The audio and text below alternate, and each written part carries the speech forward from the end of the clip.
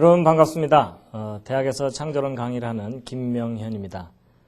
지난 시간에 이어서 이번엔 과학과 기적에 관해서 그리고 창조론과 진화론의 기본적인 내용들에 관해서 그리고 오늘 시간이 되면 영혼에 관한 과학적인 설명 이런 것들을 이제 함께 나누고자 합니다. 다시 한번 환영하고요. 이제 전체 주제는 이제 과학의 눈으로 본 성경입니다.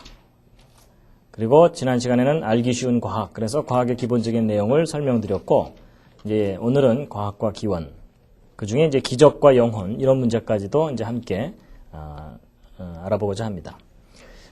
지난 시간에 과학의 한계에 대해서 말씀드렸었는데, 비물리적인 존재인 마음, 정신, 영혼과 같은 이런 것들은 과학으로 측정하거나 표현할 수 있는 그런 영역이 아니다라는 말씀을 드렸고, 그 다음에 역사라든지 기적과 같은 이런 영역들은 과학적으로도 증명할 수 없는 그런 영역이다라는 것을 말씀을 드렸습니다. 그리고 이제 기적에 관해서 기적이 과연 과학적인 현상이냐, 합리적인 설명이 가능하냐, 논리적인 설명이 가능하냐 이런 질문을 드렸었죠. 그랬을 때 일반 사람들은 과학은 과학적인 현상이 아니고 합리적인 현상이 아니고 논리적인 설명이 불가능하다. 이제 이런 생각을 많이 하는데 제가 이 시간에는 아주 과학적이고 합리적이고 논리적인 기적에 대해서 소개를 해드리겠습니다. 그걸 설명하기 위해서 제 나름대로 최선을 다해서 그린 두 번째 작품입니다. 보시면요. 제목은 개미와 바퀴벌레와 메뚜기입니다. 그래서 개미, 바퀴벌레, 메뚜기를 제가 그린 건데요. 그 차원이라는 걸 아시죠? 그래서 수학의 1차원, 2차원, 3차원 이런 거 아실 겁니다. 1차원은 뭡니까? 너무 무리한 부탁을 드렸나요? 1차원은 선, 그 다음에 2차원은 면, 평면이고 그 다음에 3차원은 공간이죠. 그래서 이제 그 차원을 아실 겁니다. 그래서 예를 들어 이제 이 개미와 바퀴벌레와 메뚜기가 각각 그림에 보는 것처럼 1차원, 2차원, 3차원에 살고 있는 존재다. 이렇게 생각해 보겠습니다. 여러분 개미는 잘 보면 이제 개미가 쭉 열을 지어서 가는 거 보신 적 있으실 겁니다. 그래서 이제 개미가 이제 1차원 상에서 살고 있는 존재다. 이렇게 이제 가정을 해보고, 그다음에 이제 바퀴벌레는 방바닥을 돌아다니는 2차원적인 존재다. 이렇게 생각을 하고, 이제 메뚜기는 이제 뛰어다니는 3차원을 다니는 존재다. 이렇게 이제 가정을 해보겠습니다. 자, 먼저 이제 이 개미. 여러분 이 개미는 과학을 좋아하고 아주 현실적인 개미입니다. 그리고 무신론 개미입니다. 나의 삶에 신은 없다. 이러면서 꿋꿋하게 잘 살고 있는 개미인데, 그래서 기적도 안 믿고요. 하여튼 자기가 눈으로 관찰할 수 없는 영역에 대해서는 별로 안 믿는, 그리고 뭔가를 자기가 꼭 확인해 봐야만 믿는 이제 그런 존재다라고 생각해 보겠습니다. 이 개미가 나름대로 룰루랄라 잘 살고 있었는데 이렇게 잘 살고 있던 개미에게 어느 날 뜻하지 않은 사건이 일어난 겁니다. 바퀴벌레 한 마리가 개미 앞을 쓱 지나간 겁니다. 그럼 여러분 개미 입장에서 보면 자기 차원으로 뭔가가 하나 싹 들어왔다가 갑자기 사라진 거죠. 이 개미가 놀랬을까요? 안 놀랬을까요? 놀랬겠죠. 그렇죠? 놀랬긴 했지만 이 개미는 워낙 냉정하기 때문에 곧바로 정신을 차렸어요. 내가 어저께 잠을 잘못 잤는가 보다. 이렇게 생각하고 다시 그냥 살았어요. 그랬는데 이 바퀴벌레가 또 한 번 자기 앞을 쓱 지나간 거예요. 개미가 이번에 놀랬을까요? 안 놀랬을까요? 이번엔 정말 놀랐어요. 그렇죠? 왜냐하면 한 번만 관찰했다면 자기가 잘못 본 것일 수 있는데 두 번 관찰했잖아요. 벌써 두 번이나 관찰됐다는 얘기는 무시할 수 없는 사건이거든요. 그래갖고 지난번에 봤던 것도 잘못 본 게 아니에요. 그러면 이 개미가 이제 생각을 하는 겁니다.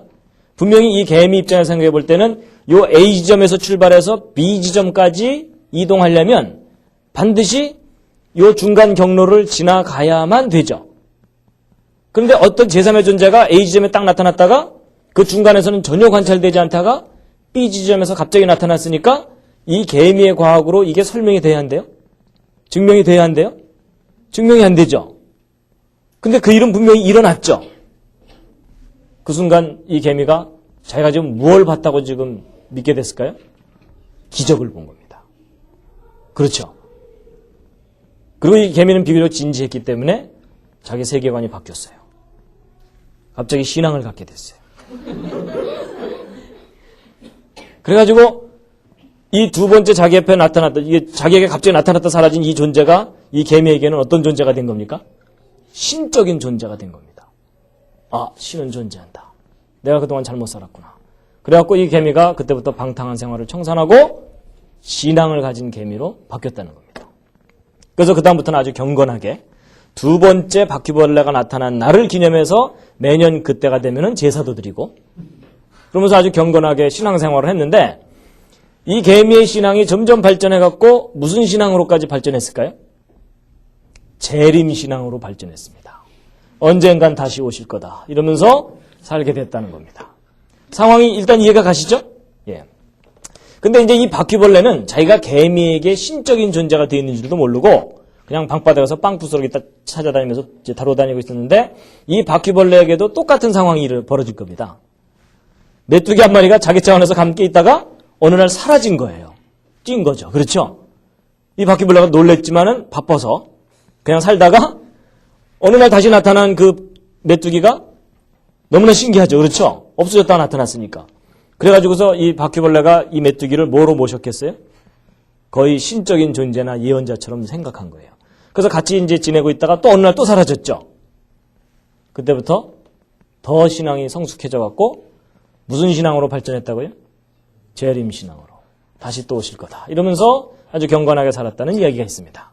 자, 여러분. 상황이 이해가 가시죠? 그럼 이제 상황을 한번 다시 보면은 여러분 이 메뚜기가 볼 때 개미가 바퀴벌레를 신으로 모시고 살고 있는 걸 보면 웃겨요, 안 웃겨요? 웃기죠, 그렇죠? 너무나 당연한 일인데 너무 놀래갖고서 막 신으로 섬기니까 웃기죠? 근데 이 개미 입장에서 보면 이 모든 사건들이 다 너무나 놀라운 기적과 같은 일들이죠? 개미는 진지합니다. 무슨 얘기냐? 여러분과 제가 이 개미나 바퀴벌레 같은 존재일 수 있다는 얘기입니다. 그렇죠? 무슨 얘기냐면 여러분과 저는 지금 몇 차원에 살고 있습니까? 3차원에 살고 있습니다. 그래서 공간상에서는 얼마든지 휘젓고 살고 있지만 여러분과 제가 뛰어넘지 못하는 차원이 분명히 하나는 있죠. 그게 뭐냐면 시간이라는 차원을 우리가 뛰어넘지를 못해요. 시간을 막 앞질러 갈 수도 없고 뒤로 돌아갈 수도 없고 여러분과 저는 고우나 싫으나 항상 함께 같은 시간을 살아가야 되는 존재들입니다. 맞죠? 근데 만약에 어떤 다른 존재가 이 시간을 왔다 갔다 앞뒤로 그럴 수 있는 존재가 있다면 그 존재는 우리에게 있어서는 기적과 같은 존재고 신적인 존재일 수 있죠. 그러나 그 위 차원에서 그 모든 현상을 들여다보면 너무나 과학적이고 합리적인 현상일 수 있죠. 이제까지 설명 이해가 가셨죠? 그러니까 아래 차원에서 볼 때는 위 차원이 비과학적이고 비합리적이고 비논리적인데 위 차원에서 아래 차원을 보면은 모든 게 다 이해될 수 있고 설명될 수 있는 상황일 수 있다는 거죠. 재미있죠? 근데 여러분 요 예가 우리의 세계관을 넓혀주는 그런 것일 수 있습니다. 그래서 내가 과학적으로 증명 가능한 것만 내가 믿겠다라고 생각하는 사람들은 지금 요 상황에서 개미나 바퀴벌레 같은 존재일 수 있다는 겁니다. 그렇죠? 그 위차원을 잘 이해 못하고 뭐 이러는 겁니다. 근데 분명히 그 차원을 뛰어넘는 어떤 현상들이 있을 수 있다는 거죠. 그래서 우리가 살고 있는 이 차원이 전부다라고 생각하는 사람들은 이제 현실주의자들이겠죠. 그러나 우리 차원 이상의 어떤 차원이 있다라고 믿는 사람들은 뭔가 이상, 위전을 보고 살아가는 사람들일 수 있다라는 겁니다. 이해가 되시죠? 그런데 바로 성경에 이런 내용들이 기록되어 있을까요? 안 되어 있을까요? 성경에 바로 이런 내용들이 기록되어 있습니다. 우리 과학으로서는 증명할 수는 없지만 뭔가 이상한 사건들이 성경에 기록되어 있죠. 그래서 그 성경의 기록은 둘 중에 하나입니다. 뻥이든지 아니면 정말 우리 차원 이상의 어떤 차원이 존재한다는 것을 기록해 놓은 것이든지. 그러니까 무슨 얘기냐면 그러니까 이쪽을 믿어라 이게 아니라 사람이 어떤 관점으로 어떻게 생각하느냐에 따라서 전혀 다른 영역을 볼 수 있고 믿을 수 있다라는 것을 설명드리는 겁니다. 도움이 되셨을 줄 믿습니다. 도움이 되셨죠? 불후의 명작 개미와 바퀴벌레와 메뚜기를 늘 묵상하시기 바랍니다. 그래서 결국 여러분 과학적이고 합리적인 기적이 있다고요, 없다고요? 있습니다. 그래서 여러분 성경에 예를 들면 그런 사건이 있죠. 예수님께서 부활하신 다음에 제자들이 모여있는 곳에 나타나는 일이 있습니다. 근데 분명히 그 성경 기록을 보면은 제자들이 모여있는데 문들은 닫혀 있다 이렇게 돼 있거든요. 왜냐하면 이제 다른 사람들한테 발각이 될까봐 자기들끼리 숨어 있었거든요. 그래서 문들 꼭꼭 닫고도 자기들끼리 모여 있었는데 예수님이 갑자기 그 사이에 짠 하고 나타나시죠. 제자들이 놀랬겠죠? 당연히 놀라죠. 혹시 예수님이 그 구석에 이렇게 숨어 있다가 짠 하고 나타났을까요? 그건 아닐 겁니다. 그렇죠? 근데 그 예수님이 바로 차원을 넘나들 수 있는 그런 분이셨다라고 생각할 수 있다는 겁니다. 자, 지난 시간에 이제 과학의 한계 중에 하나 이제 덜 설명한 게 뭐냐면은 선악이나 도덕적 가치 판단을 과학이 해주지는 못합니다. 무슨 얘기냐? 예를 들면 2차 대전 끝날 때 히로시마에 원자폭탄이 뻥 터져갖고 수많은 사람이 죽었죠. 근데 과학자들이 표현할 수 있는 것은 우라늄과 토륨 어쩌고 저쩌고 해서 몇 킬로 반경 다 뭐 파괴되고 이런 물리적인 것들에 대해서는 과학자들이 표현을 하지만 과학자들의 보고에 그래서 마음이 아프다. 뭐 이런 거는 과학적인 표현이 아닙니다. 그렇죠? 그러니까 이 선악이나 도덕적 가치 판단은 과학의 영역이 아니라 양심이라는 그런 쪽의 영역이죠. 그래서 서로는 다른 영역입니다.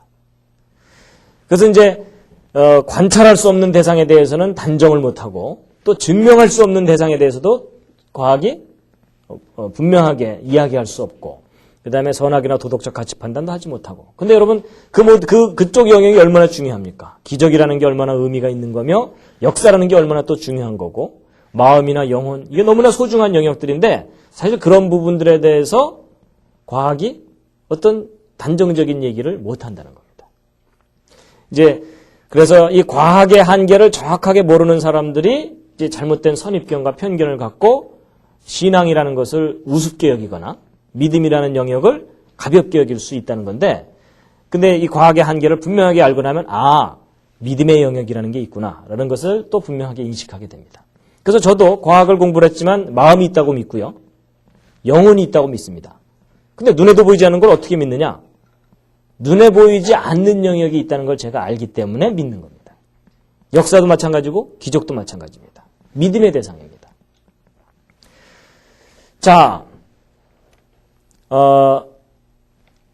과학의 한계를 말씀드렸는데 또 하나 빼놓을 수 없는 게 과학자의 한계가 있습니다. 과학자의 한계 중에 뭐가 있느냐? 과학자들은 전지전능하지 않습니다. 여러분 혹시 제가 전지전능해 보이십니까? 그러면 제가 교주를 해드릴 용의가 있습니다. 근데 전지전능하지 않고 영생불멸하지도 않고 무소부지하지도 않고 그렇죠? 다 한계가 있습니다. 근데 왜 이런 한계를 말씀드리냐면요. 여러분 과학자들이 궁극적인 결론을 말할 수 있을까요? 없을까요? 저 의미를 잘 생각해보면 궁극적인 결론을 말할 수 없다는 뜻입니다. 무슨 얘기냐면 지금 현재는 진리인 것처럼 여겨지는 것도 시간이 지나면 바뀔 수 있죠. 근데 과학자들이 영원히 살 수 없잖아요. 그렇기 때문에 과학자들은 궁극적인 진리를 말할 수 없다는 겁니다. 그래서 제가 과학을 정의할 때 현재의 물리적 우주라는 얘기를 했죠. 항상 진리는 현재까지 진리다 이렇게 얘기하는 겁니다. 시간이 지나면 사실 그게 바뀔 수도 있어요. 그리고 과학에서는 물리적인 우주에 대해서는 좀 더 명확하게 얘기할 수 있을 뿐입니다. 그러니까 미래라는 영역과 비물리적인 영역, 그건 뭔가 다른 차원입니다. 자, 이제 과학이란 무엇인가도 말씀드렸고 과학의 한계도 말씀드렸고요. 근데 이제 왜 그런 얘기를 쭉 했냐면 그런 내용들을 이제 좀 정리하고 나면 이제 창조론과 진화론에 대해서 우리가 어느 정도 이제 분별할 수 있는 준비가 된 겁니다. 그래서 이제 지금부터 이제 진화 창조에 관한 내용들을 그 개념 기본적인 내용들을 함께 생각해 볼 텐데요. 여러분 창조를 믿으십니까? 진화를 믿으십니까? 네, 여기 오신 분들은 다 창조를 믿으시는 것 같아요. 그런데 여러분 보통 사람들이 이 진화와 창조에 대해서 일반적으로 가지고 있는 편견 또는 선입견이 뭐냐면 진화는 과학의 영역이고 창조는 종교의 영역이다 이렇게 생각하는 겁니다. 일반적으로 그렇죠? 그래서 진화는 합리적으로 맞느냐 틀리느냐 이런 얘기고 창조는 믿느냐 안 믿느냐 이런 거다 이런 거죠. 그래서 진화는 과학적 진리고 창조는 종교적 진리다 이렇게 생각하는 경우가 많습니다. 근데 그 생각이 맞을까요? 틀릴까요? 아마도 틀립니다. 왜냐하면 자 지금부터 이제 생각해 볼 텐데요. 여러분 보통 이제 진화 쪽은 일반 사람들이 생각하기를 이건 참 객관적이고 사실적인 얘기고 또 이성적인 판단에 의해서 이게 옳다고 생각하는 거다라고 이제 생각하고 창조는 좀 주관적인 거다라는 겁니다. 그리고 관념적인 거고 좀 감정적인 겁니다. 그래서 감정이 별로 안 생기면 창조 못 믿다가 감정이 좀 생기면 믿고 뭐 이런 생각을 많이 하거든요. 근데 과연 이런가 하는 부분에 대해서 이제 생각해 볼 텐데요. 자, 질문합니다. 여러분, 진화가 과학적이다라는 표현을 많이 쓰죠. 그럼 도대체 이 진화가 얼마나 과학적입니까? 라는 질문입니다. 도대체 진화라는 게 얼마나 과학적이냐 하는 건데, 그러면 얼마나 과학적이냐라고 판단하려면 이런 과학에서 뭔가 표현할 때 법칙으로도 표현하고 이론으로도 표현한다 그랬죠? 그 표현에 있어서 그 기준이 뭐라 그랬죠? 실험적 증명이라고 했습니다. 적어도 제 관찰로 확인할 수 있는 것이 좀 더 분명한 거죠. 그랬을 때 여러분 이 진화 과학적으로 실험적으로 증명할 수 있습니까? 없습니까? 여기서 실험적 증명이라는 걸 좀 더 엄밀하게 표현하면 재관찰입니다. 다시 관찰할 수 있느냐 하는 문제입니다. 여러분 진화 과학적으로 재관찰할 수 있습니까? 없습니까? 예, 이건 너무나 분명하죠? 재관찰할 수 없습니다. 여러분 수십억 년 동안 그렇게 변해온 걸 어떻게 다시 관찰할 수 있겠어요? 맞죠? 변하네, 변했네. 뭐 이거 안 되잖아요. 그렇죠? 여러분 진화를 과학적으로 증명하려면 45억 년이라는 그 긴 세월 동안 일어났던 모든 것을 다시 확인할 수 있어야 되는데 확인할 수 없는 영역입니다. 사람들이 바로 이 사실을 잘 모릅니다. 이미 과학자들이 다 증명해냈다라고 단순하게 생각하는데 증명이라는 게 뭔지를 좀 더 엄밀하게 생각해보면 확인할 수 없구나 이걸 알게 됩니다. 그래서 진화는 증명할 수 없기 때문에 이제 실험적 증명이요. 재관찰할 수 없기 때문에 진화라는 단어 뒤에는 항상 한 글자가 더 붙습니다. 뭐죠? 진화론이라고 표현하는 게 바로 그겁니다. 그래서 여러분 진화론은요. 1859년에 다윈의 종의기원이 발표돼갖고 사람들에게 관심을 끌 때부터 시작해갖고 지금 현재까지 계속 140년 이상 연구를 했는데도 계속 진화 법칙입니까? 진화론입니까? 진화론입니다. 여러분 그게 아주 중요한 겁니다. 진화론. 그러면 여러분 진화되었답니까? 진화되었을 것이답니까? 진화되었을 것이다. 요 자리매김을 잘하는 게 아주 중요합니다. 그렇죠? 그래서 여러분 무엇일 것이다 라는 표현에는 반드시 뭐가 필요하다고요? 믿음이 필요합니다. 그렇죠? 그럼 알고 보면 여러분 이 진화는 과학적 사실이 아니라 뭐예요? 믿음의 대상인 겁니다. 여러분 제가 진화를 깎아내리자고 하는 얘기가 아니고요. 우리가 자리매김을 제대로 하자는 겁니다. 자, 그러면 이제 진화가 과학적 사실이나 법칙이 아니고 이론이다라는 것을 이제 말씀드렸는데요. 그럼 이제 반대쪽으로 한번 생각해 보겠습니다. 창조. 여러분 다 창조 믿으신다고 하니까 제 질문에 한번 잘 대답해 보세요. 여러분 창조가 사실입니까? 이론입니까?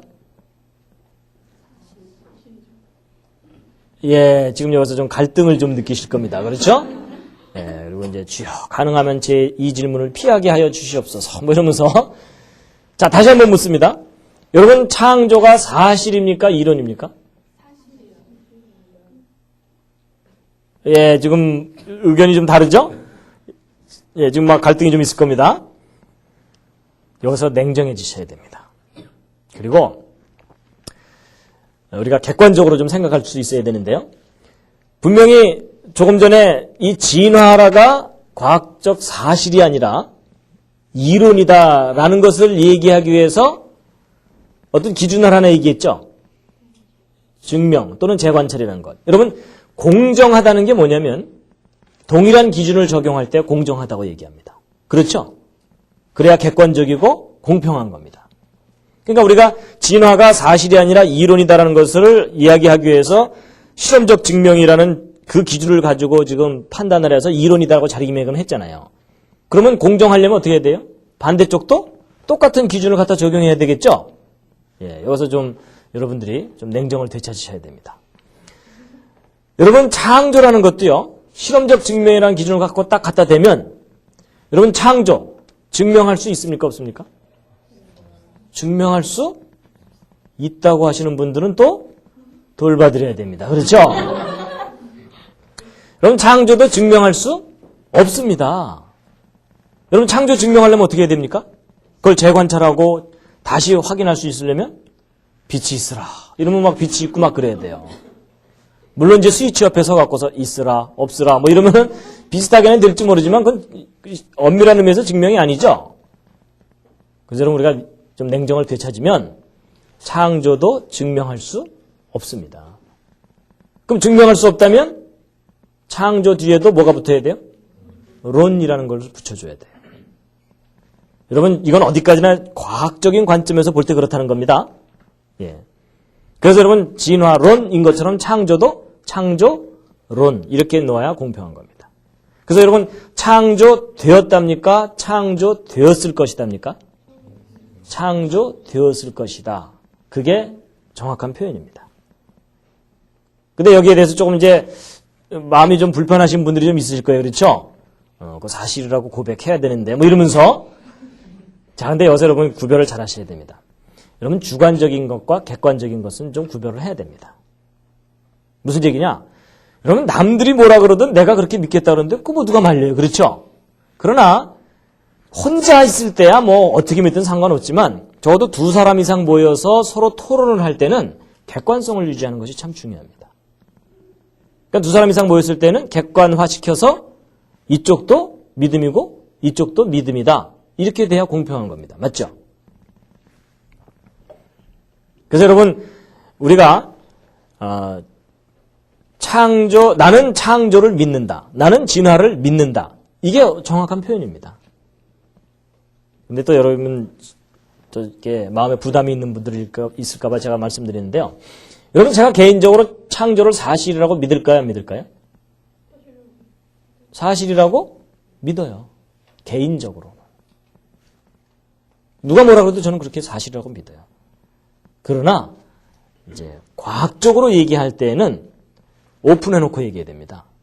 이런 사실로 확인할 수 없는 것을 사실이라고 우기려면 사실 이건 앞뒤도 안 맞는 얘기예요. 그렇죠? 예.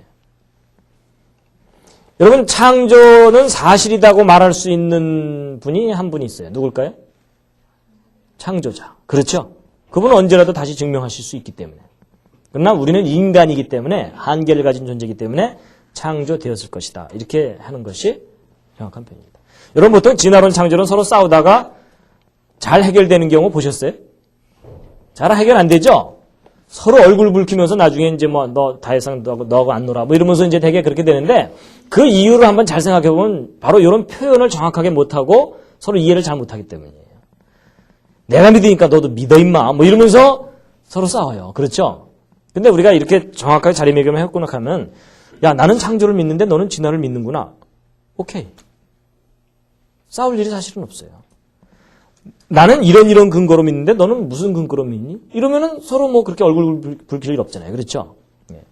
근데 좀 감정이 격해지면서 이상한 막 말들이 튀어나오면은 감정이 상해서 더 이상 진도가 안 나옵니다. 자. 그래서 어쨌든 진화나 창조는 모두가 다 뭘 못한다고요? 증명을 못해요. 자, 그럼 이제 어차피 증명이 안 되는 거면 어느 것을 믿을까요? 뭐 이렇게 하면 되나요? 그러기에는 가벼운 주제가 아니죠. 그렇죠? 그럼 도대체 어떻게 하는 거냐? 자기 그냥 믿고 싶은 대로 믿으면 되는 거냐? 그런데 우리 인간은 최선을 다해야 됩니다. 무슨 얘기냐? 증명은 못하지만 바로 이런 게 있습니다. 증거라는 게 있습니다. 여러분 증명이라는 거하고 증거는 좀 차이가 나는 거 아시죠? 이 둘을 이제 잘 구별하셔야 되는데요. 증명과 증거라는 것을 구별할 수 있기 위해서 제가 좀 예를 좀 들었습니다. 저의 최선을 다해서 그린 세 번째 작품입니다. 뭐 구체적인 이제 사람을 좀 놓고 예를 들면 더 실감 나겠지만 그냥 그림으로 하겠습니다. 여러분 뭐 줄여서 얘기하자면 A, B 두 사람이 잘 지내고 있다가 어느 날부터 좀 문제가 생겨갖고서 좀 시간이 지난 다음에 급기야 사건이 터졌어요. B가 죽은 겁니다. 근데 B가 죽어있는 현장에 이 빨간 게 이게 뭘까요? 예, 격투 끝에 흘린 피. 그 다음에 이 실 같은 거 저 뭘까요? 격투 끝에 뽑힌 머리카락입니다.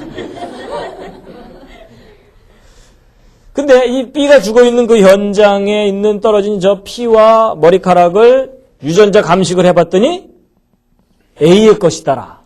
이게 확인이 됐어요. 그럼 A는 용의자로 잡혀오겠죠? 근데 여러분 A가 B를 죽이는 장면은 아무도 못 봤습니다. 그럼 어쨌든 A가 용의자로 잡혔으니까 재판을 해야 되겠죠? 유죄인지 무죄인지 판결해야 되겠죠? 여러분 미국식 재판제도 아시죠? 배심원 제도라는 게 있죠? 그래서 동네 아줌마 아저씨들 불러다가 모든 증거를 보여주고 상황 다 설명하고 뭐 증언하게 하고 한 다음에 그 배심원들은 최종적으로 나중에 뭘 하죠? 유죄냐 무죄냐를 판결합니다. 그렇죠? 그럼 판사는 뭐 합니까? 놀고 먹습니까? 아닙니다.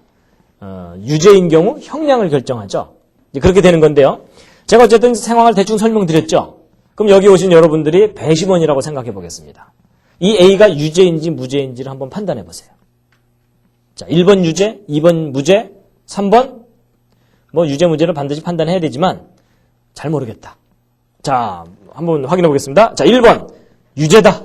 이 정도 경우면 유죄다. 예, 너댓분. 예, 그 다음에 무죄다. 별로 없으시군요? 왜 유죄입니까, 근데? 증거가 있으니까? 무죄일 수도 있을까요? 그럴 수도 있죠. 왜냐하면, 보세요. 여러분, A와 B가 정말 그 피를 흘릴 정도로 서로 싸울 수는 있죠. 그러나 A가 B를 안 죽일 수도 있어요. 그래서 툴툴 털고 일어나면서 난 더 이상 너하고 안 놀아. 그러면서 그냥 갔어. 근데 B도 툴툴 털고 일어나서 갈라 그러는데 제3의 C가 나타나서 돈 내놔. 이러면서 죽일 가능성이 열려 있어요? 닫혀 있어요? 열려 있죠. 그건 얼마든지. 그걸 누가 알겠어요? 그렇죠? 정황으로 볼 때 뭐 A일 것이다라는 생각은 들지만 그걸 사실을 확인할 길이 없잖아요. 그리고 상황은 열려 있고. 다시 한번 물어보죠. 그래도 유죄다. 무죄다. 여러분 어렵죠? 그렇죠? 선뜻 판단하기 어렵죠? 근데 이 상황이 창조 진화 문제하고 사실은 똑같아요. 왜 똑같으냐? 본 사람 있어요? 없어요? 창조 진화 본 사람 없죠? 상황은 이미 벌어져 있는 상태죠? 그 상황에서 둘 중에 하나를 판단해야 되는데 판단할 때 증명을 못하니까 최선을 다하는 수밖에 없죠? 뭐가 필요할까요? 증거. 그래서 증거를 갖고 판단하는 거예요. 근데 일반 사람들이 그 증거에 관심이 있어요? 없어요? 별로 관심 없어요. 바쁘니까. 그렇죠? 살기 바쁘니까 관심 없어요. 근데 그 증거라는 것들이 도대체 뭐죠? 창조 진화 문제에 있어서 증거가? 화석, 지층, 방사성, 동위원소, 연대 측정법 막 이런 거죠? 일반 사람들은 하여튼 방사성이라는 단어만 나와도 기가 죽습니다. 그렇죠? 정확하겠지 뭐. 내가 뭘 알아? 이러면서. 근데 여러분 그걸 직접 확인한 사람들은 거의 없어요. 일방적으로 교육을 받았을 따름입니다. 자, 그런데 여기서 우리가 아주 본질적으로 중요한 거 하나를 좀 짚고 넘어가야 될 게 있습니다. 여러분 예를 들어 배심원들이 이 상황을 결정을 낸다면 저게 유죄겠습니까? 무죄겠습니까? 일반적으로? 뭐 유죄일 가능성이 좀 높죠? 근데 도대체 그 배심원들이 유죄라고 판단하는 근거가 뭡니까? 머리카락과 피, 이런 증거들이요? 근데 여러분 거기서 한번 차분하게 다시 한번 잘 생각해 보세요. 여러분 증거는 말이 없습니다. 그렇죠? 여러분 이 상황에서 사실, 팩트가 뭐냐면 이 머리카락과 피가 A의 것이다 라는 것까지만 사실이에요. A가 B를 죽였다. 이건 사실이에요? 아니면 추정이에요? 추정이에요. 그렇죠? 예. 그러니까 사실은 증거 때문에 유죄가 아니라 이 배심원들이 예를 들어 유죄다라고 판단하는 것은 증거 자체 때문이 아니고 본질적으로 이겁니다. 증거를 통한 믿음입니다. 그렇죠. 증거에다가 뭐가 더해져야 돼요? 믿음이 더해져야 돼요. 근데 이 증거가 조금 더 결정적일수록 믿음이 조금 적어도 된다는 거고, 예를 들어 머리카락 하나만 이렇게 나왔는데 살인이 유죄다 이러면은 이건 뭐예요? 대단한 믿음이죠? 네. 바로 그 상황입니다. 결국은 본질이 뭐냐? 증거들을 통한 믿음이에요. 그래서 이제 본인이 얼마나 분명한 증거들을 확보하느냐에 따라서 그 믿음이 강해질 수도 있고 약할 수도 있고 그런 겁니다. 결국 뭐가 중요하다는 겁니까? 증거를 확인하는 것이 중요하고 증거만 중요한 게 아니라 사실은 뭐가 작용해요? 믿음이 작용합니다. 그래서 우리가 정확하게 알아야 되는 게 뭐냐면 증거가 어디까지고 어디부터가 믿음인지를 이걸 잘 구별해야만 상황을 제대로 파악하는 겁니다. 보통 사람들은 저런 증거 파악하지 않고 그냥 믿죠. 무슨 믿음입니까? 대단한 믿음입니다. 그렇죠? 예. 그래서 사실은 일반 사람들이 창조를 믿든 진화를 믿든 대부분의 사람들이 대단한 믿음으로 우기거나 버티고 있는 겁니다. 근데 여러분, 그 대단한 믿음을 가진 사람과 확신을 가진 사람이 있죠. 이 확신을 가지려면 사실 증거가 분명해야 되겠죠. 비교적. 보통 이 대단한 믿음을 가진 사람과 확신을 가진 사람이 둘이 싸우면 누가 이길까요? 이게 경우에 따라 다릅니다. 대단한 믿음을 가진 사람이 우기면 일단 져줘야 돼요. 그렇죠? 의가 상하니까. 근데 사실은 여러분 더 중요한 게 뭐냐면 대단한 믿음을 가진 사람과 확신을 가진 사람 중에 누가 순교할까요? 아무래도 확신이겠죠. 물론 대단한 믿음을 가진 사람이 얼떨결에 순교할 수는 있습니다. 밀지마 이러다가. 근데 여러분 사실 순교할 정도가 되려면 확신이 있어야 됩니다. 자, 그래서 이제 이 창조 진화 문제가 결국 알고 보면 뭐라고요? 믿음이에요. 근데 무엇을 통한 믿음? 증거를 통한 믿음. 그래서 앞으로 여러분들이 해야 될 일은 뭘까요? 증거가 뭔지를 확인하는 일입니다. 자기 믿음을 확증하기 위해서 확인하는 일입니다. 자, 그래서 결국은 이제 믿음이다라는 얘기를 했어요. 진화도 믿음이고 창조도 믿음이다. 그리고 이제 이 증거를 통해서 믿는 거다 했는데, 근데 증거도 중요하지만 해석도 중요합니다. 참 중요합니다. 여기를 보세요. 이 표를 보시면 여기 병렬형과 직렬형이 있는데 어떤 결론에 대해서 여기 이제 어떤 결론에 대해서 그것을 뒷받침하는 증거가 A, B, C 세 가지 증거가 있다고 치자고요. 각각 그 증거가 강한 게 좀 달라요. 근데 그런 증거들이 따로따로 어떤 결론을 지탱해 주는 경우가 있고 서로 연관성을 갖고 지탱해 주는 경우가 있어요. 근데 저 두 경우를 혼동하면 결론이 거꾸로 나옵니다. 이거 아주 중요합니다. 그래서 예를 들어 이 병렬형의 경우 A, B, C 세 가지 증거 중에 어느 게 가장 중요합니까? B겠죠. C가 끊어져도 B가 지탱해주는 한 결론은 유효한 거죠. 근데 직렬형의 경우는 A, B, C 세 가지 증거 중에 어느 게 제일 중요합니까? 중요하다기보다는 어느 게 가장 늘 관심을 갖고 지켜봐야 되는 겁니까? C죠. 그렇죠? 저거 끊어지면 A가 아무리 튼튼해도 그냥 다 끊어져 버리는 거죠. 그래서 이 두 개가 상황이 전혀 달라요. 근데 저 두 가지 경우를 혼동하면 결론이 거꾸로 나와요. 무슨 얘기냐? 여러분 제가 비교적 말을 잘하죠. 그러니까 여러분 보통 사람들 얼마든지 속일 수 있어요. 무슨 얘기냐면 예를 들어 이제 왼쪽에 병렬형의 결론이 진화라고 치자고요. 진화를 지탱해주는 강력한 증거가 이렇게 B라는 게 있는데도 불구하고 그런 부분은 사람들한테 안 알려주고 진화론의 허술한 부분만 사람들에게 알려주면서 보십시오. 여러분 진화의 증거가 이렇게 허약합니다. 더 이상 믿지 마시고 교회로 갑시다. 이러면서 그럴 수 있어요. 그렇죠? 그 반대로 예를 들어 직렬형, 이제 창조에 결정적인 문제가 있는데 창조론에 그건 사람들한테 안 알려주고서 제일 튼튼한 증거로 사람들을 막 알려주면서 여러분 보이십니까? 이 창조의 강력한 증거를 믿습니까? 아멘! 이러면서 상황 끝 이러면서 할 수도 있다는 거예요. 그럴 수 있겠죠, 충분히. 근데 그 반대의 경우도 있을 수 있겠죠. 창조에 어떤 분명한 증거가 있는데 별로 중요하지 않은 증거가 진화론에 의해서 공격받을 수도 있어요. 그렇죠? 근데 일반 사람들이 그걸 보고서 어이, 창조론이 뭔가 좀 틀린 것 같으네? 이러면서 아이고, 그럼 진화론 믿어야 되겠네. 이럴 경우 있죠.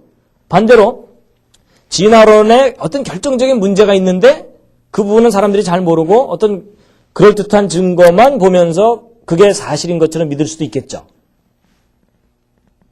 그래요. 그래서 여러분 증거 자체도 중요하지만 그 증거가 결론을 어떻게 뒷받침하고 있느냐를 파악하는 일도 아주 중요합니다.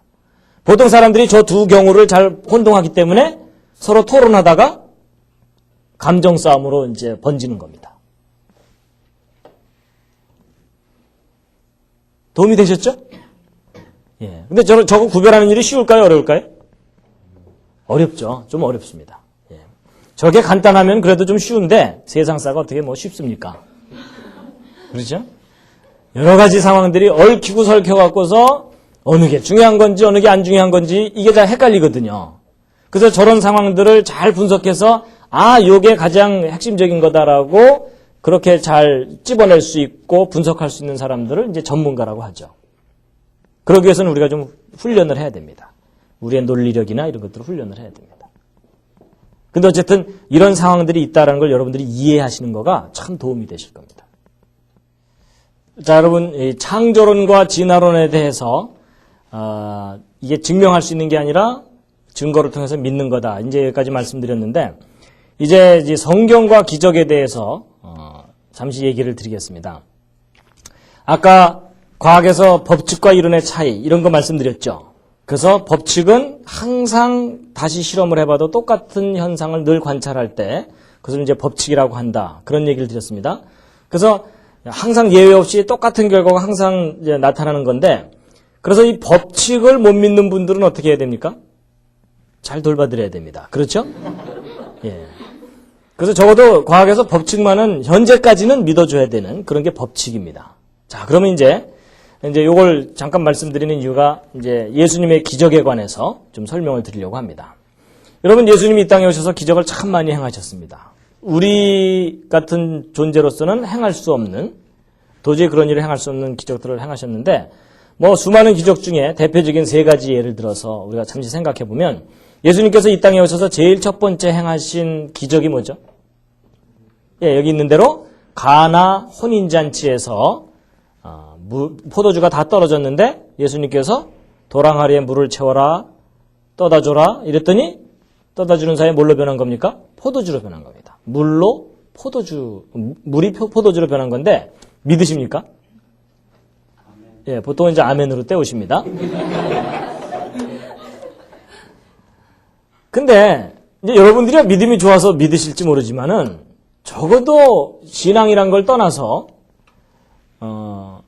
이성적으로 생각해 볼 때, 과학적인 관점에서 볼 때 믿을 수 있습니까? 없습니까? 믿을 수 없는 현상이죠. 그렇죠? 여러분 사실 어떤 상황을 좀 멀리서 이렇게 보면 대충 그렇게 보여도 가까이서 들여다보면은 영 아닐 경우가 있죠. 그러니까 이게 멀리서 보면서 물로 포도주 만드셨겠지 뭐 이러면서 생각할 수 있지만 과학이 뭔지를 좀 아는 사람들은 이건 믿는 일이 아주 어려운 일입니다. 한번 생각해 보세요. 여러분 물이 포도주로 변한 게 뭐예요? H2O가 C2H5OH로 변한 거예요. 거기다가 뭐 고분자 단백질들이 고분자 물질들이 또 거기에 막 들어가 있거든요. 그러니까 적어도 과학의 원리와 법칙을 배우는 학생들이 저걸 믿으려면은 뭘 포기해야 돼요? 이성을 포기해야 돼요. 우리 생각에 하여튼 그래요. 보세요. 없던 탄소가 생겼죠? 수소 숫자가 안 맞죠? 이거 무슨 법칙이 어긋납니까? 두리뭉실 화학 반응의 법칙이 어긋납니다. 여러분 지금 뭐에 어긋나냐면 법칙에 어긋납니다. 이론이 아니에요. 법칙에. 제가 법칙이 얼마나 중요한지 말씀드렸죠. 근데 그 법칙이 어긋나는 걸 믿어야 되니까 이건 참 어려운 일이잖아요. 근데 여러분 저걸 어떻게 믿으세요? 법칙이 어긋나는데. 법칙을 못 믿으면 어떻게 해야 된다고요? 다 돌봐줘야 된다면 여러분 다 돌봐줘야 돼요. 근데 이건 이제 여담입니다만 제가 이 예수님이 행하신 첫 번째 기적 때문에 좀 깊은 묵상에 잠긴 적이 있습니다. 어떤 묵상이냐? 야, 왜 하필이면 예수님께서 이 땅에 오셔서 제일 첫 번째 하신 사업이 양조 사업일까? 왜 첫 번째 하신 사업이 술을 만드신 걸까? 그 생각이에요. 왜냐면 기독교가 이 땅에 들어오면서 술 마시는 걸 막 금하고 뭐 그런 에피소드들이 많잖아요. 그렇죠? 근데 막상 기독교에서 믿는 예수님이 첫 번째 하신 일이 술을 만드시는 거였어요. 이게 도대체 어떤 일인가 하는 거예요. 그렇다고 또 여러분 또 돌아가셔갖고서 술 막 마시면서 마셔 주님 하신 사업인데 도와드려야지 뭐 이러지는 마세요. 예. 여러분 이제 이 문제 아주 본질적인 부분을 우리가 잘 파악을 해야 됩니다. 근데 이제 그거 얘기할 시간은 없고요. 어쨌든 이제 그렇고요. 또 예수님께 행하신 또 다른 기적이 이제 아주 유명한 게 오병이어의 기적입니다. 보리떡 5개, 물고기 2마리로 예수님을 따라다니던 팬들이 있었거든요. 예, 그 팬 관리를 하시느라고 먹이셨는데 사실 남자만 주로 세서 5천 명이지 여자 합치면 10,000명, 애들 바글바글 이러면은 한 2만 명 가까운 인원을 보리떡 5개, 물고기 2마리로 먹이신 건데 여러분 이건 무슨 법칙이 어긋납니까? 예, 잘 아시는군요. 질량 보존의 법칙이 어긋나요. 여러분 이거 물리 배울 때 가장 기초적으로 배우는 법칙이잖아요. 삼척동자도 다 아는 질량 보존의 법칙이 어긋나요. 근데 저걸 어떻게 믿으세요? 근데 어떤 분이 이제 저걸 억지로 믿어보려고 어떻게 설명하냐면 저게 버스만한 떡 5개하고 고래 2마리였다. 뭐 이러면서 우기는 분이 계시더라고요. 그럼 질량 보존의 법칙이 어긋나지도 않고 뭐 잘 설명되지 않느냐 이건데 근데 그렇게 하면 문제가 더 심각한 게 뭐냐면 그게 애 도시락이었냐 이거죠.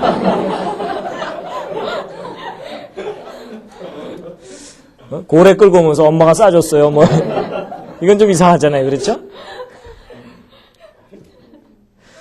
어쨌든 저 심각한 문제 중에 하나입니다. 그 다음에 예수님이 이제 갈릴리 호수를 걸으신 거 있어요. 제자들 먼저 배 타고 가게 한 다음에 혼자 막 걸어오신 거예요. 베드로가 또 이제 나도 한번 걸어보자 이러다가 빠지고 뭐 이런 사건이 있잖아요. 여러분 이거 무슨 법칙이 어긋납니까? 과학에?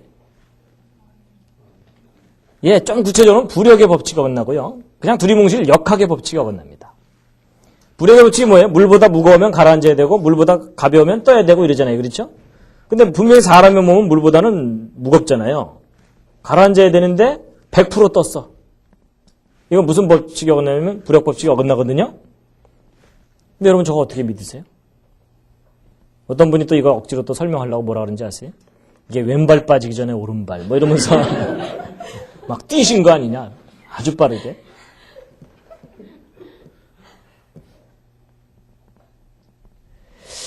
자, 여러분 이게 뭐 이론도 아니고 과학의 근본적인 법칙들에 어긋나는 일인데 저거 믿으면 정상이에요? 비정상이에요? 요즘 같은 시대? 믿으면 비정상입니다. 비정상 취급을 받아요. 근데 저거 어떻게 해결하셨습니까? 믿습니다로 해결하셨습니까? 근데 뭐 이해가 안 될 때는 정말 믿는 수밖에 없죠. 근데 제가 저걸 믿을까요? 믿을까요? 믿으니까 여기 나와서 강의를 하겠죠? 근데 저는 과학적 원리를 알고 이러는 사람인데 저걸 어떻게 믿을 수 있죠? 쉬운 문제가 아니잖아요. 저거 자꾸 믿으니까 사이비 소리 듣잖아요. 근데 이제 이런 겁니다. 여러분 어떤 상황을 관점을 다르게 하면 전혀 달라 보이는 경우 있죠. 그런 거 살다 보면 경험하시죠? 맨날 이쪽으로만 보면서 오해를 했다가 반대를 봤더니 전혀 다른 게 보일 수 있잖아요. 바로 그런 부분입니다. 무슨 얘기냐면 어떤 사람들은 야 이건 과학의 법칙이 어긋나니까 이런 걸 믿는 건 아주 비상식적인 일이다 라고 아주 가볍게 부인을 할 수도 있지만 오히려 이런 기록 때문에 믿을 수 있다는 거 아세요? 무슨 얘기냐? 잘 생각해 보세요. 제가 아까 과학의 법칙이라는 것에 대해서 아주 엄격하게 말씀을 드렸죠. 그러니까 과학의 법칙이 어긋나는 일은 있을 수 없지만 근데 여러분 생각해 보세요. 만약에 이건 정말 만약입니다. 만약에 과학의 가장 기본적인 법칙 이런 법칙들에서 벗어날 수 있는 존재가 만약에 있다면 유일한 가능성은 그 존재가 누굴까요? 이 법칙을 정하신 분입니다. 그렇죠? 그 생각을 하면 풀립니다. 오히려 과학의 법칙은 절대로 어길 수 없다는 그 분명한 기준 때문에 아주 분명하게 드러나는 게 뭐냐면 이 법칙에서 벗어날 수 있는 존재는 이 법칙을 창조한 분이다. 이것도 합리적인 결론이에요. 그렇죠? 논리적으로 문제 없죠? 근데 어느 쪽을 선택하느냐는 각자의 선택입니다. 이렇기 때문에 이거 황당한 거다를 선택할 수도 있고 아니다. 이렇기 때문에 이분이 창조자가 아니냐라고 생각할 수도 있다는 거예요. 여러분 성경의 기록은 변한 게 없습니다. 관점이 달라질 수 있다는 거예요. 여러분 생각해 보세요. 만약에 예수님이 이런 기적을 행하지 않으셨는데 제자들이 막 이렇게 꾸며갖고서 성경을 막 복음서를 기록한 거라면 제자들은 참 어리석은 겁니다. 그렇죠? 여러분 사실 오늘날 이 기록 때문에 못 믿어요? 이 기록 때문에 믿어요? 사람들이 대부분? 이 기록 때문에 못 믿죠? 기적에 관한 기록 때문에. 그럼 제자들이 좀 영리했다면 어떻게 했어야 되겠어요? 이런 기적 같은 건 기록하지 말고 차라리 아주 우아하게 착하게 살아라, 때리지 말아라 이런 얘기만 기록했다 그러면 그래도 예수님이 일반 사람들한테 꽤 인기가 있었을 거 아니에요. 근데 일반 사람들이 야 이런 황당한 걸 믿느니 그냥 살지 뭐 이러고 있잖아요. 그럼 제자들이 조금만 영리했다면 예수님이 설사 기적을 행하셨다 하더라도 그건 좀 안 쓰고 교훈적인 얘기만 잔뜩 써놨으면 얼마나 많은 사람들이 예수님 좋아했겠어요. 근데 결정적으로 이런 기록을 해놓는 바람에 얼마나 많은 사람들이 떠나갔어요. 그렇죠. 근데 생각해 보세요. 제 경우 이 과학에 대해서 이렇게 좀 이해하고 있는 사람들의 경우는 만약에 예수님이 이런 기적을 행하지 않으셨다면 오히려 예수님을 믿을 수가 없습니다. 왜냐? 여러분 제가 만약에 지리산에서 10년, 계룡산에서 10년, 토암산에서 10년, 한 30년 면벽수도 하고 기괴한 꼴을 하고 나와서 사람들한테 얼마든지 사람들을 이렇게 매료시킬 만한 말들을 꾸며낼 수 있어요. 그렇죠? 산은 산이고 밥은 밥이로다 뭐 이러면서 그렇게 할 수 있다고요. 그럼 수많은 팬들을 확보할 수 있겠죠? 그러나 제가 과학을 공부를 했기 때문에 정확하게 알고 있는 게 뭐냐면 이런 기적에서 벗어나는 일은 일어나지 않는다. 라는 거거든요. 그렇죠? 근데 그 기준을 정확하게 알기 때문에 성경의 이 기록을 보면서 이분이 창조자구나. 라고 깨달을 수 있다는 겁니다. 만약에 성경에 이런 내용이 전혀 없으면요. 제가 예수를 믿어야 될 이유가 없어요. 나도 비슷하게 할 수 있는데요. 그렇죠? 그래서 여러분 성경에서 예수님의 기적을 보통 기적이라고 표현하지 않고 다른 용어로 표현합니다. 이적이라고 표현합니다. 기적은 미러클이에요. 비정상적인 상황, 현상, 그런 의미가 이제 미러클이죠. 근데 이적은 영어로 사인이거든요. 뭐예요? 어떤 것에 대한 증거란 뜻이에요. 그렇죠? 그러니까 예수님의 이런 기적을 행하신 것은 단순히 그냥 비정상적인 현상이라는 의미보다는 예수님이 누구라는 사인이에요. 창조자라는 사인입니다. 그러니까 여러분 제가 오늘 뭐 기적을 증명한 건 아니에요. 그렇죠?